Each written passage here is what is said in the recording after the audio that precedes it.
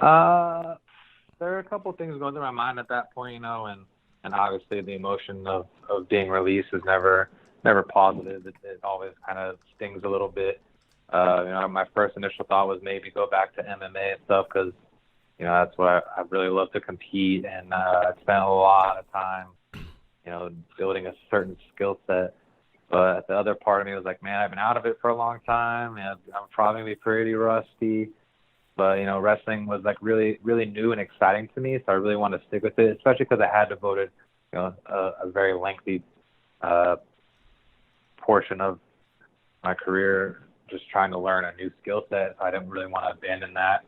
Because it's different when you're in the PC, like as opposed to like if you're on the indies, you train maybe.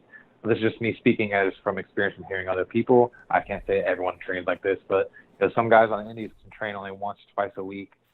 3 times is like a phenomenal. But most people don't do that. They'll go for the one, or they'll just make it to a certain point and they'll only do shows.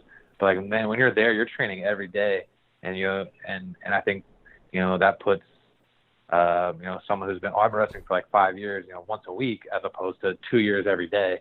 I think that makes a big difference in skill sets. So you found yourself in Ring of Honor, I would say pretty quickly, within a year Yeah. of leaving NXT. How did that come about? Who reached out to you? Who made that happen? Well, I was at Danny Cage's place at Monster Factory, and LSG was there for a camp, and I got hooked up with Danny from Steve Cutler, and so I've been in contact with Danny, and I was up there, and Bob Evans was there, and he just saw me working with LSG. He's like, "Hey man, you should reach out to Ring of Honor. There's a camp coming up in a month. I'll talk to them for you, and then you got to just perform at the tryout camp."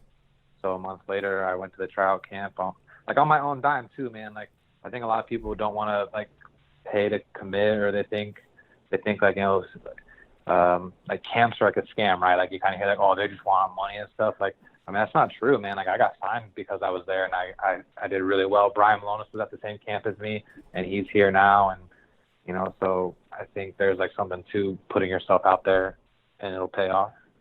Were you signed? Like, how far after that were you signed? How, like, did you work for a while without a deal and then finally it was offered to you? How did that work? So I'm trying to remember this timeline. So give or take a month, but I think the tryout camp was in October. They came to Lakeland, which is like Lakeland, Florida, which is about 45 minutes from me, maybe like a month or two later. And I went to the show, and I helped set up ring, and then I got a dark match, and I didn't shit the bed. I did all right. Sorry, language, my bad. No, you're good.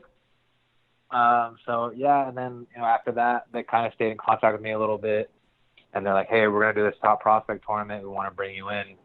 And I kind of started shortly thereafter. I think like January or February was the first round. So it was relatively quick turnaround, and then I got the official contract in May.